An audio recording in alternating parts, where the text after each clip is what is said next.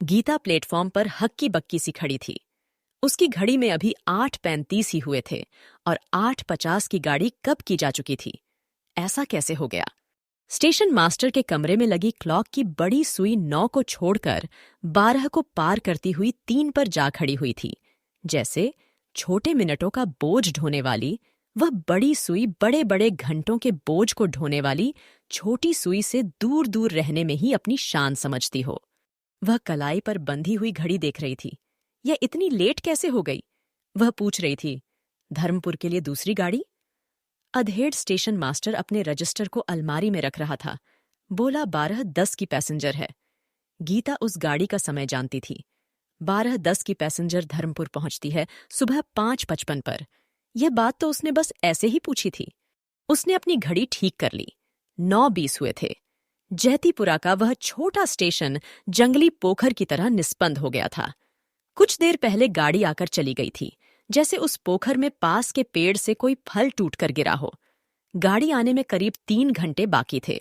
Station से 3 मील दूर का गांव रात के अंधेर में जैसे क्षितिज का एक कोना बन गया था।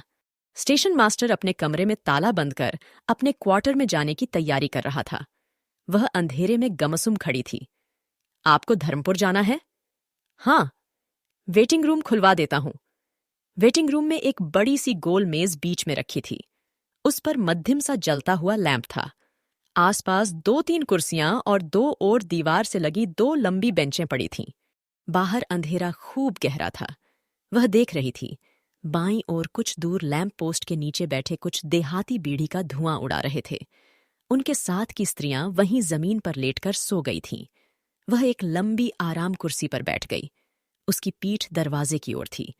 अटैची से उसने एक उपन्यास निकाल लिया और उसके पन्ने उलटने लगी। तभी एक चीज उसके अंदर जल में पत्थर की तरह उतर आई। कहीं कोई पीछे से आकर?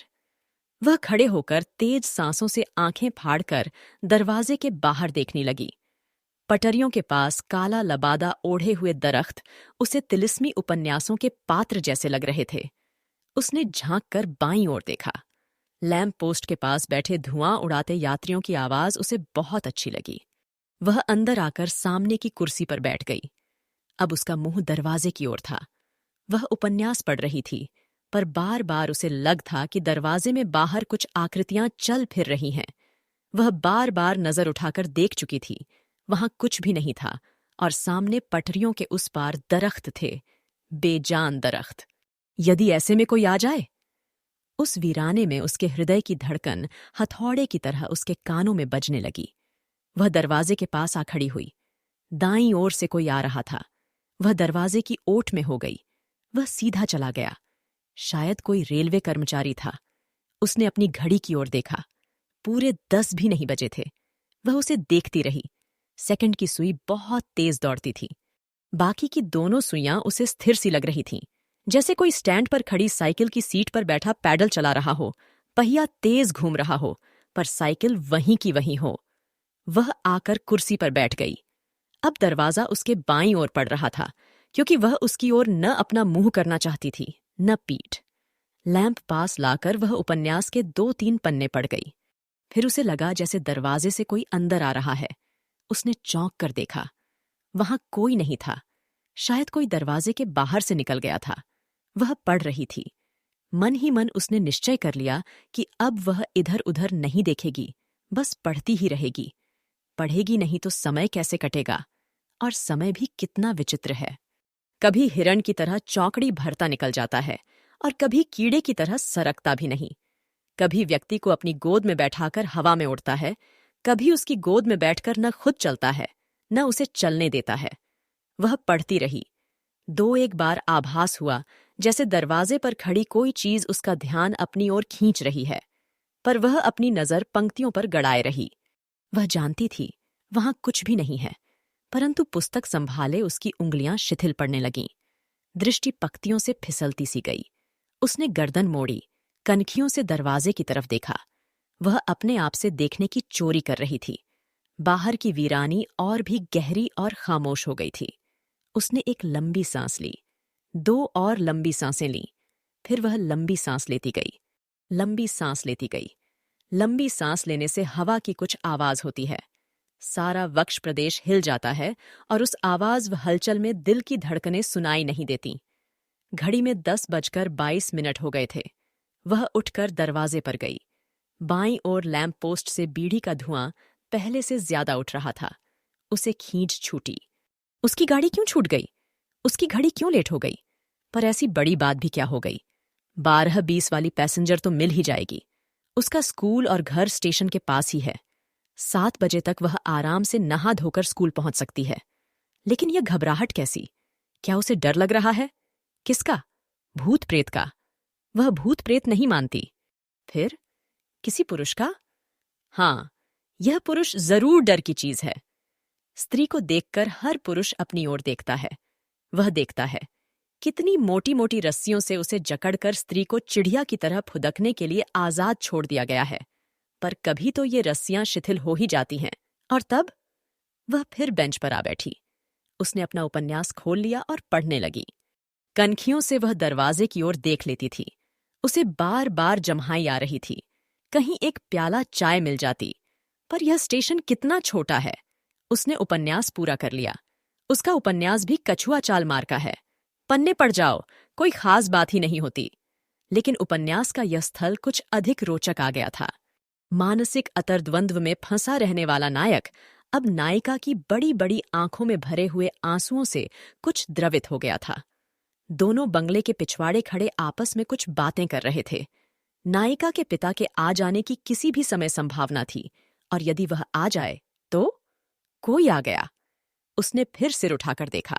सामने एक आदमी खड़ा था। दोस्तों, ऐसे और भी इंटरेस्टिंग कहानियों के लिए मेरे चैनल को सब्सक्राइब करना मत भूलिएगा।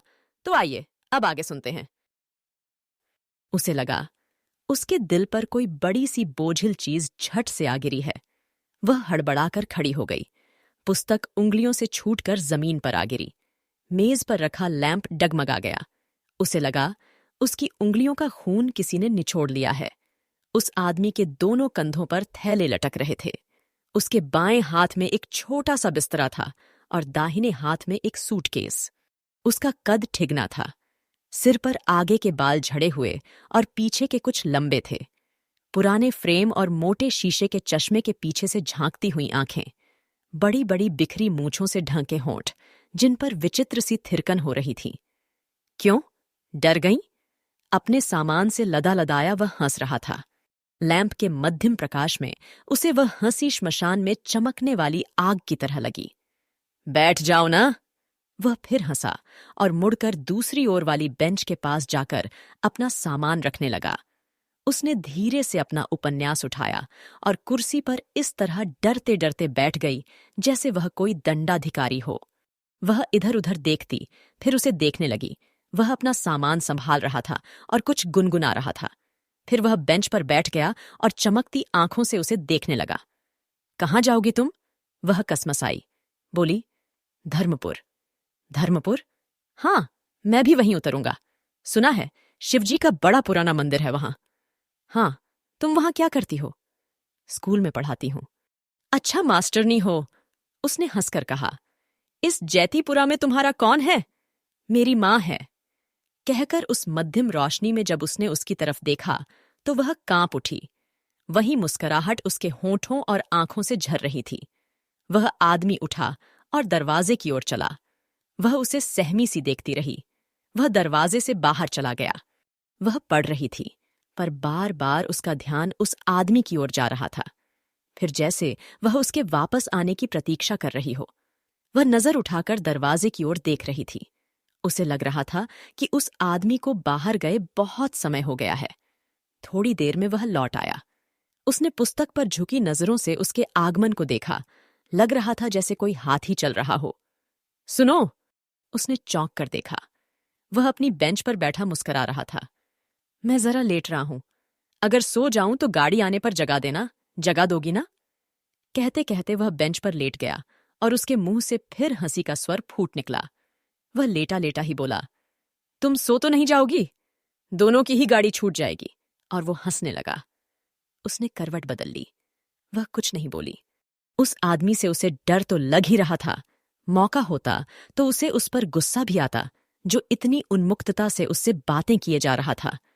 उसने घड़ी देखी। गाड़ी आने में अभी लगभग 1 घंटा बाकी था। वह पढ़ती जा रही थी। एकाएक वह कांप उठी। घर घर की आवाज उसके कानों में पड़ी तो उसने इधर उधर देखा।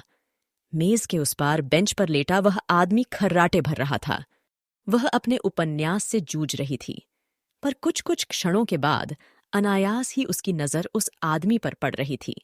धीरे धीरे उसकी आंखें बोझिल होने लगीं। पढ़ते पढ़ते उसकी आंखें खुद ब खुद बंद हो रही थीं। वह कुछ लम्हे किसी खुमारी में खोई रहती, फिर चौंक कर आंखें खोल देती और उस आदमी की ओर देखती। खुमारी का झोंका फिर आ रहा था। वह बार बार ऊँघ रही थी और बार बार चौंक कर इधर उधर देख रही थी। अब उसकी घड़ी में 12 बजने में 10 मिनट रह गए थे। गाड़ी आने में बस 20 मिनट थे। पर कितने मुश्किल हो गए ये 20 मिनट। नींद ने उसकी आंखों को जकड़ सा लिया था। पलकों पर मन मन भर का बोझ उतर आया था। पर एक बात उसके ध्यान से दूर नहीं गई थी, उसे सोना नहीं है। सो जाने से गाड़ी छूट सकती है और सामने सो रहा वह आदमी। उसे फिर झपकी लग गई। उसका सिर भारी होकर मेज पर झुक गया। उसे लगा 2 बाहें धीरे धीरे उसकी ओर बढ़ती आ रही हैं। उन बाहों पर घने बाल हैं। खुले हुए पंजों की उंगलियां बड़ी मोटी माटी हैं। उन मोटी उंगलियों के आगे बड़े बड़े नाखून हैं। उसे लगा वे बाहें उसके बहुत पास आ गई हैं, बिल्कुल उसके पास। क्या है? वह चीख उठी थी। वह अपने आप से सिकुड़ गई। वह आदमी बिल्कुल उसकी कुर्सी के पास खड़ा हंस रहा था। मैंने कहा था तुम खुद ही सो जाओगी। वह फिर जोर से हंसते हुए बोला, चलो उठो, घंटी बज गई है, बस गाड़ी आने वाली है। वह उसे फटी फटी आंखों से देख रही थी। वह आदमी झरने की तरह हंसी बिखेरता अपना सामान उठाने में लग गया था। उसने उठकर अपनी साड़ी ठीक की, अटैची खोलकर पुस्तक उसमें रखी। उसका अंग अंग पत्तों की तरह कांप रहा था। पैसेंजर गाड़ी का इंजन फक फक करता हुआ उस छोटे से स्टेशन पर आ खड़ा हुआ। जंगली पोखर में फिर हलचल आ गई। चलो चलो, वह आदमी उसे बुला रहा था और आगे आगे चला जा रहा था, जैसे वह उसी के साथ हो। वह उसके पीछे बोराई सी चली जा रही थी। डिब्बे में दोनों ने आमने सामने जगह ले ली। उस आदमी ने सीट पर बिस्तर बिछा लिया। अच्छा मास्टरनी जी, मैं तो अब सोता हूं। धर्मपुर पर मुझे जरूर जगा देना, नहीं तो गाड़ी कहीं की कहीं चली जाएगी। हंसते हुए उसने चश्मा उतारकर केस में रख लिया और आंखें बंद कर सीधा लेट गया। वह उस सोए हुए आदमी को देख रही थी। उसकी घनी मूंछों के अंदर से झांकते हुए होठों पर एक बड़ी लुभावनी मुस्कुराहट फैली हुई थी। वह भी मुस्कुरा दी। तो दोस्तों, यह कहानी यहीं खत्म होती है। और भी प्रसिद्ध साहित्यकारों की इंटरेस्टिंग कहानियों के लिए प्लेलिस्ट जरूर देखें। और नई कहानियों के लिए मेरे चैनल को सब्सक्राइब करना मत भूलिएगा। सुनने के लिए धन्यवाद।